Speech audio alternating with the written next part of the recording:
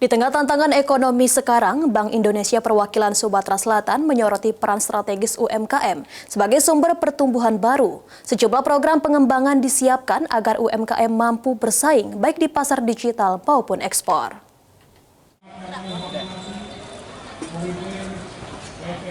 UMKM di Sumatera Selatan dianggap berperan penting dalam menjaga pertumbuhan ekonomi.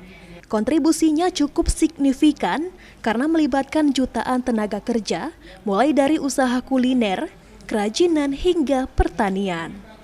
Kepala Perwakilan BI Provinsi Sumatera Selatan, Bambang Pramono, mengatakan, Bank Indonesia menyiapkan program pengembangan UMKM yang menyeluruh, mencakup pendampingan, digitalisasi hingga persiapan ekspor. Fokus pengembangan ini muncul karena masih banyak UMKM di daerah yang terkendala akses pasar, keterbatasan digitalisasi, serta kurangnya pemahaman standar produk ekspor.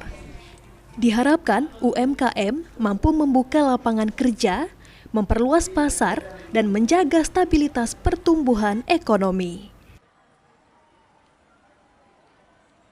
Terkait dengan pertumbuhan ekonomi yang sudah kita capai cukup baik, tentunya perlu kita jaga. Berbagai sumber-sumber pertumbuhan yang baik dari sektor utama seperti pertambangan, kemudian pertanian, itu pastinya tetap kita jaga dan kita kembangkan.